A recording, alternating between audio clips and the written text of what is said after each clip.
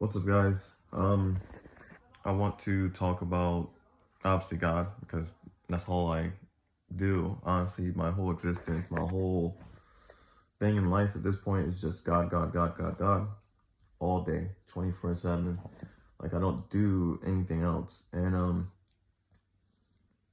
I want people to realize like God is real. God is truly real. It's not like one of the ways to find God, or the best way to start is to let go of yourself.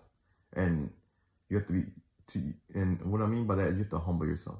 You have to truly tell yourself you do not know it all. Whatever you're thinking, like whatever block you have in life, right? Maybe some of you guys are thinking God needs to prove it to me. I'll explain in this video why God uses faith and belief, and why and how, since God uses faith and belief, voice cracking, since God uses faith and belief, that is also evidence for God, how great and wonderful God is, okay? But you guys really need to be humble. Like a lot of you guys don't find God is because even when you're seeking, you don't let go of yourself. You're having the mentality as, I can connect the dots. I'm smart enough to connect the dots. I'm wise, or I'm intelligent enough to figure God out. Science can prove God or something. You're thinking in your head. You have the knowledge, the information. You know what's going on. That's what I'm saying. You have to humble yourself. You have to let go of yourself, because you can't experience God. Well, God won't come to you. He won't, because he knows your arrogance. He knows your pride, right? God knows where you are in life. So God's not going to reveal nothing to you, right? He resists the proud, right? That's something in the Bible. So you have to let go of yourself. A lot of you guys will never experience God. Or even if you do, you won't realize that you have, because you have a block. Maybe some people probably call it ego, right? You're blocking yourself from these personal experiences. When I look outside every day, I see God. I see God every day. I see God in his creation. I love the outdoors. I love the outdoors. I love, I'm looking at the window, by the way, because we have no like blinds or anything on the window. But I love the trees. I love the greenery. I love what God's created. I love the snow now. Like ever since I found God, I've loved creation more than I have before, because I'm not thinking, my mind's not cramped with too much stuff anymore. I I have God in there pretty much almost all the time, and I just adore everything that he's created. I adore everything he's created. I adore God. I love God. He's my first love, literally. I love God more than anyone. And but that's one of you guys' biggest block. You think you know it all. You're listening to people who also think they know it all. God exists and will reveal himself. It's a humility thing. It's a spiritual thing. It's not a physical thing. And that's why I remember I told this one guy, there's two understandings. There's the intellectual understanding, which you do have to use your mind, right? Because God does reveal himself in the physical. Like Jesus Christ is the physical revelation of God, right? So his historical life is a physical fact that you can learn about, or evidence that you can learn about. And then you have the spiritual, which is a work of the spirit. But if you neglect the spiritual side of life, you'll never get that understanding. So now you're relying on the only one. And then if you reject all the physical evidences, you're lost, because nothing else makes sense to you because you're not spiritual, okay? So, like prayer, like one thing people don't understand about prayer is crazy power. Like people don't understand prayer is insane power. But we'll make a separate video about that. But to move on to faith and belief, right?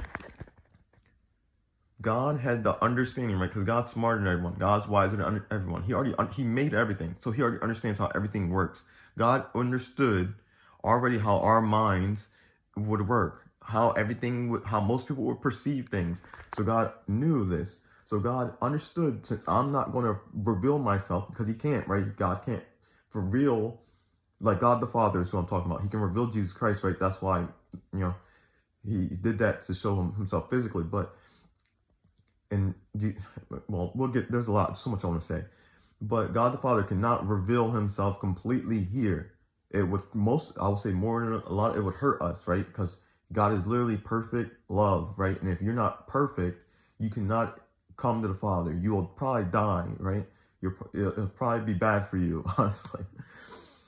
So, this is the same reason why most people can't go to heaven. You have to be clean.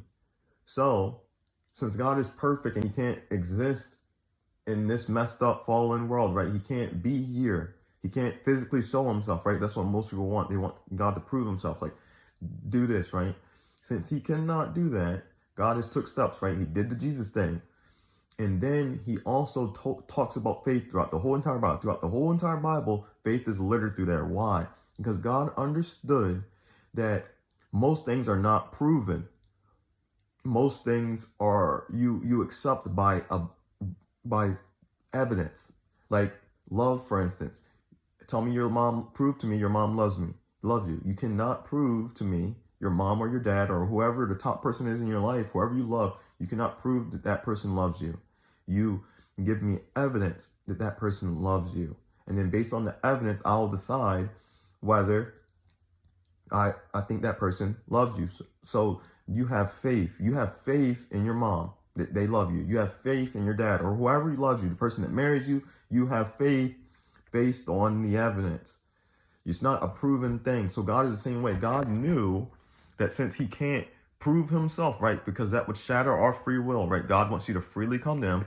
So he does things in life, spiritually and physically, so you can know him. Okay, the devil does he's the opposite of God, right? Literally, he's doing things to pull the veil over our eyes. So God understood this. So God put faith, like faith is littered through the Bible. You have to have faith. Why? Because God knew you cannot prove him. You will not. You will never be able to prove God. God proves himself. Like if God wants to give you something, he'll prove himself in a sense. And I put quotations because even if you have an experience from God, you mentally, if you're not spiritually woke, can discredit the experience. So some people can see Jesus Christ, like Jesus Christ will literally manifest himself to people, right? Because Jesus Christ works.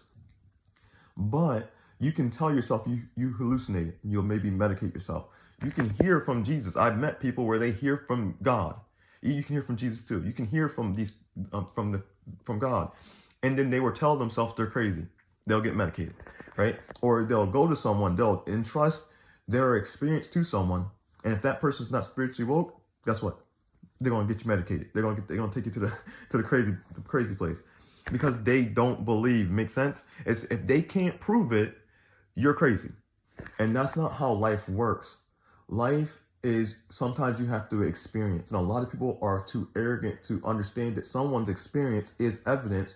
You just have to be open to receiving it, not accepting, receiving that information and being like, maybe this is possible. A lot of people are closed off. They say they're open-minded, but they're not. True open-minded people find God. They allow themselves to be opened up, not only in the physical, but in the spiritual sense. And God understood this. God had this understanding that human beings' capacity people would only be able to receive God if they are open. If you listen to most like street preachers talk to people, right? Street preachers, if you're from like an atheist background or something, you might think the street preacher is dumb. But if you're not an open person, you'll notice, if you open yourself up, right, you'll notice that the street preacher is probably being nice, right? He's trying to represent Jesus Christ the best he can. But the person that is attacking him sounds right because that's what the world says, right? They're just regurgitating what the world says, what the world believes, right? But if you notice who's angry, who's frustrated, this and that, it's because they don't understand. They're angry because they don't get it, but something in them is rattled. Why? Because they believe something. They're believing that this street preacher is crazy, but the reality is they can't hear the street preacher because it doesn't make sense to them. You have to be open.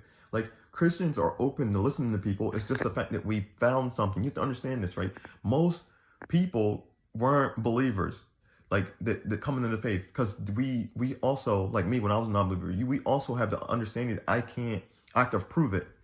But once you open yourself up and you experience it, and then you find what's true, you have to stand on it. It's not an arrogance thing. It's not a blind faith thing. Once you actually go through something and you actually find the truth, you have to stand on it. And after you find it, you stand on it full-heartedly, like me in the videos, right? I full-heartedly come on here like an idiot, and I do these things because I believe, because I have experiences, and I understand that through belief and faith, God is pleased, because I understand the only way to come to God is through belief and faith, because you necessarily can't prove it to the world. You can't. It's a experience. It's a person by person experience. Like, you have to go through the journey with God yourself. So I can only lead, like there's the saying, I can only lead a horse to the water. I can't force it to drink. It's the same thing. You have to be open and capable of receiving this. And since God understood that people will want the proof, they will just want God to come here and just show himself, that will defeat the whole thing. You have to be open. God sends people. Like, when people die, they'll see God sending messengers. They'll see God sending people, and he's going to show you if you are open, right? Because I knew in my life, I couldn't hear the past preachers and stuff. I could not hear what they're saying because I did not believe it. I wasn't even open to it. My heart was closed off to it. It sounded like stupidity. I was arrogant. I was proud. So God's going to show you moments where you were arrogant and you were proud, and when God sent someone to tell you about him, right? Because we're children of God. When you surrender yourself to God, you become a child of God. So God will make you work. He'll literally tell you to do stuff to help other people, and you'll do it. Like, if you truly love God, you'll just do what he tells you to do, say, because you understand God and you know God. So the people outside of this are truly lost. They're not, I always try to tell them, they're not as smart as they think they are. They're not as wise as they think they are, because you're in a space that's lost, because you think you understand when you don't. You have to truly humble yourself. Humbling yourself is to accept that you don't know nothing. And that's what I accepted. And the only person that I truly, like, I listened to people when I got humbled. I never fully accepted it. I received what they said, and then I would work it out. And then the person I really leaned on was God. I really leaned on God for my understanding and my faith. I really leaned on God for it. So when God said something contrary to the Bible, I was capable of hearing him, because I did not assume the Bible was everything. I knew God was everything. A lot of people get it twisted in our day and age. But yeah, faith is evidence for God, because he approaches it this way because he knows you cannot come to God. It's not a proven thing, not even to believers. Believers will tell you faith and belief. Why? Because they understand they cannot prove their experiences to you. Their experiences are their own, and they probably have them for whatever reason God gave them to them. Maybe they needed help, right? Maybe God gave them an experience because he knew they were lacking, or maybe God gave them an experience for some form of proof, right? Quotation around proof for that particular person. But again, it's up to you being capable of receiving it. God understands that only an open heart, a humble heart, a heart properly ready to grow is one that can receive it. So that's why it's faith and belief. You have to have faith and belief in God. And it's not just a one-time thing. You have to have that faith and belief throughout your entire life. It's a consistent journey. Jesus Christ talks about this. So you can walk away from God. People think it's once saved, always saved.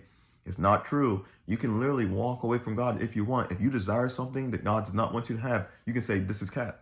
I don't believe. And you can literally walk away, even though you may have had experiences. Look at the Israelites in the Bible. The Israelites experienced God and then still worshiped other beings.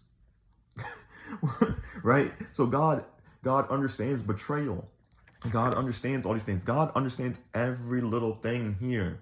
It's up to us to be open enough to receiving God. God's existence is all around us, literally littered around us. When you accept God, your mind it becomes whole. I want to make a video about how the devil attacks you as well. Your mind becomes whole. The God can heal physical infirmities on your body, literally just by belief and faith.